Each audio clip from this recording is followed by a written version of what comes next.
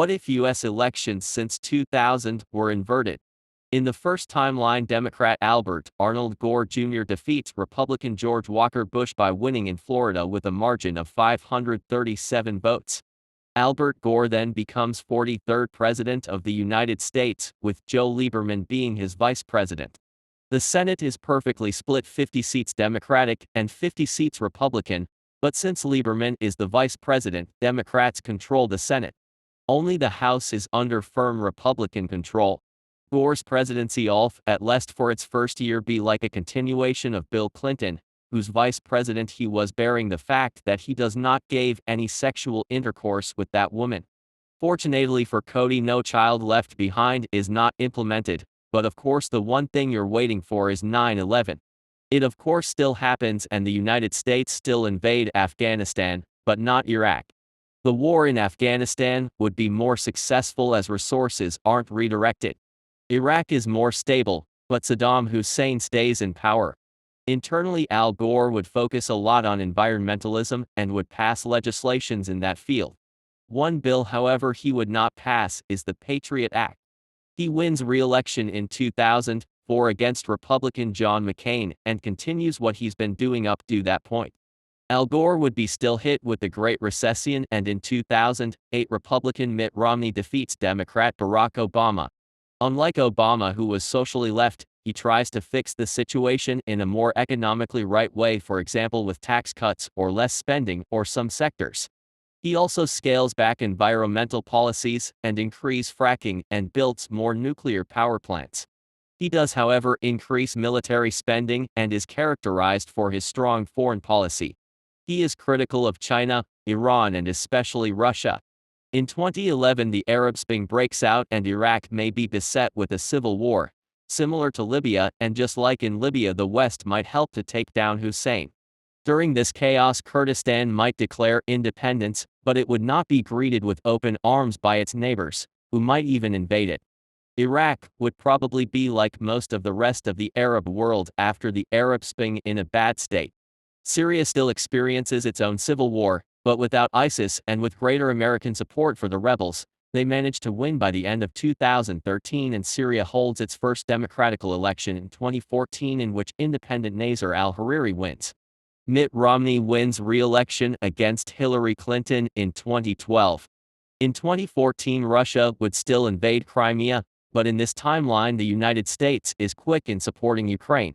Russia already had problems in Crimea, so in this timeline they actually lose. Ukraine then joins NATO. In 2016, Democrat Bernie Sanders defeats Republican Donald Trump, and he would go on to win again in 2020 against Ted Cruz. In his 8 years, he expands public spending, like higher wages or affordable Medicare. He also reintroduces environmental policies. Just like Trump, he is against NAFTA. He reduces military spending. He would be far less favorable to Israel than Biden, let alone Trump, which might force Israel to calm down. He also would put restrictions on assault weapons, and he expands social stances. The current front-runners for the Republican primary are Ron DeSantis and Nikki Haley, and the current front-runners for the Democratic primary are Dean Phillips and Marianne Williamson. In this timeline, the United States would be more environmental in the 2000s, more progressive nowadays. The Republican Party would still be aggressive in terms of foreign policy, and the United States see victories in Syria and Crimea. In this second timeline, John Kerry gives a slightly better performance in Ohio and manages to win over the state, and becomes the 44th President of the United States with John Edwards as his vice president. He, however, did not win the popular vote, which angers Republicans. Republicans are now angry at the Electoral College because it spoiled them the election of 2004, and Democrats are still angry because it spoiled them the election of 2000. A bill would be introduced to abolish it, and it gets support from both parties. It is replaced with a 2-round system. This would be the most impactful event of John Kerry's presidency. Maybe this proportionate system is also expanded to the House of Representatives. This would benefit third parties greatly. Like Gore in the previous timeline, he focuses on environmental policies, but he is still hit with the Great Recession. Republican John McCain would manage to win the election of 2008 against John Kerry, and then again in 2012 against Barack Obama. Economically, he'd be like a continuation of Bush or like Romney, so a cut in taxes and spending bearing military spending, and the same goes for foreign policy, so he'd be strong there, for example against Assad or Putin. The Syrian opposition might win and Russia might lose in Crimea. The United States are as of 2016 still in Afghanistan and Iraq.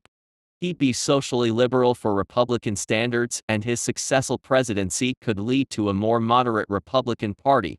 In 2016, Republican John Kasich defeats Democrat Hillary Clinton. His presidency would be like a third McCain term, and not any different than that of John McCain. In 2020, Bernie Sanders becomes president, and just like before, he is against NAFTA, is more peaceful in foreign affairs, and is economically and socially left, for example by raising minimum wage, introducing affordable healthcare, canceling student loans, raising taxes for the wealthy and businesses, or expanding LGBTQ black or woman rights. He'd also leave Iraq and Afghanistan. The current Democratic frontrunner is Bernie Sanders by a huge margin, and the current Republican frontrunner are Chris Christie and Nikki Haley. In this third timeline, Republican John Sidney McCain III defeats Democrat Barack Hussein Obama II in an unlikely victory. Just like in the last timeline, he would be socially moderate, which would impact the Republican Party as a whole. He cuts taxes and spending, except for the military, just like Bush and Romney in the first timeline, and he would be aggressive on his foreign policy, especially against Syria and Russia. He wins in 2012 against Democrat Hillary Clinton. In 2016, John Kasich defeats Democrat Bernie Sanders in a narrow election. In 2020, Democrat Michael Bloomberg defeats John Kasich. He is quite progressive in some areas, but he is also pro-business. Socially, he is quite liberal. In this timeline, Republican Willard Mitt Romney defeats Democrat Barack Hussein Obama II. He, though not being neoconservative, would be essentially be just like neoconservative. He'd be socially somewhat moderate, but not as moderate as McCain would be. He would be fiscally on the right, so tax cuts and reducing spending, except for the military. He would also strike to establish a balanced budget amendment, but it wouldn't succeed as it would require a two-third majority in both chambers, which he doesn't have. Right after getting into office, he'd militarily assist the Syrian opposition in the Syrian civil war against Bashar al-Assad. They managed to win, and Syria would become a U.S. ally in the Middle East. He would be extremely pro-Israel, more than predecessors, and would increase support for the country, and be the one who moves the American embassy from Tel Aviv to Jerusalem. He might also respond harshly against the Houthi movement in order to deny Iran, to whom he'd be very critical towards. He might even launch a military intervention in Iran, but that is rather unlikely because of their geography and huge population. In 2014, he aids Ukraine greatly against Russia, which ultimately leads to Russia having to withdraw out of Crimea. This would be a huge humiliation for Russia, and this might even result in a coup against Vladimir Putin. Ukraine would join NATO, meaning that Russia now shares a much greater border against NATO, and Romney would be sure to build military bases along the Russian border. Romney would essentially be Russia's greatest fears and strawman arguments as a person. Romney would be very critical to China. Mitt Romney wins re-election in 2016 against Hillary Clinton. In 2020, Democrat Michael Bloomberg defeats Republican Donald Trump. He would be fiscally right on some issues like business or taxes, and left on others like housing or Medicare. He would be socially left and expand social programs, for example LGBTQ women or black rights. He'd also push for environmental policies. He was at first criticized for being lenient on China, but once he got into office, he proved that that's not the case by implementing sanctions over human rights abuses in Hong Kong or Xinjiang. The current front-runner for the 2024 Republican presidential primaries is Nikki Haley, who is similar-minded as her predecessor Mitt Romney.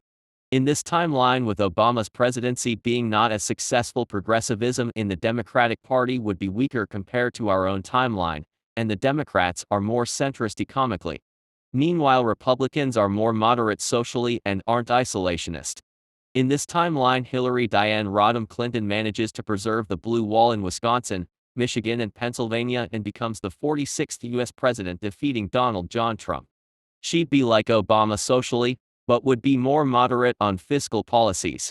She is definitely pro-Israel, but not nearly as much as Trump, and might not move the American embassy from Tel Aviv to Jerusalem. She'd be plagued with a total Republican control over Congress when she comes into office. Medicare wouldn't be repealed, and with Trump not as president, Democrats failed to win the House of Representatives in the midterm elections of 2018. Clinton would be rather unpopular, partially because of the Republican control over the House, and it wasn't even 100% sure whether she'll win the 2020 Democratic primary, but she still managed to. In 2020, Republican Ted Cruz defeats Hillary Clinton. He'd be significantly further on the right, both fiscally and socially, than previous Republican presidents, but not as far as Trump. He's even almost libertarian in some areas. Unlike Trump, he wouldn't be isolationist and even supports American allies around the world like Ukraine, Israel, or Taiwan. Even harder. The current front-runner for the 2024 Democratic presidential primary are Joe Biden and Bernie Sanders. In this timeline, the Republican Party is less Trumpists and a little bit more libertarian, while Democrats are, with a successful Obama and disastrous Clinton, even more progressive than nowadays. In this last timeline, Donald John Trump defeats Joseph Robinette Biden Jr. by preventing him to flip Arizona, Georgia, Michigan, Pennsylvania, and Wisconsin, and he wins a second term. He would continue what he's been doing for the past 4 years, so he'd be fiscally and socially quite right and would be very isolationist. This could be catastrophic for Ukraine, who would, without American aid, stand no chance against Russia. Trump would, however, make sure to support Israel as much as possible. In this timeline, Trump manages to be president for another 4 years, with great ripple effects on the world. The front-runner for the 2024 Republican primary are Vivek Ramaswamy and Ron DeSantis. For the Democratic primary, it is Bernie Sanders and Robert F. Kennedy Jr. This could be a cementation of Trumpism within the Republican Party for the foreseeable future. In all of these timelines, things change greatly in American society, especially if you go back further, and while not as much changes do happen around the world too. If you liked the episode, leave a like, and don't forget to subscribe. Goodbye.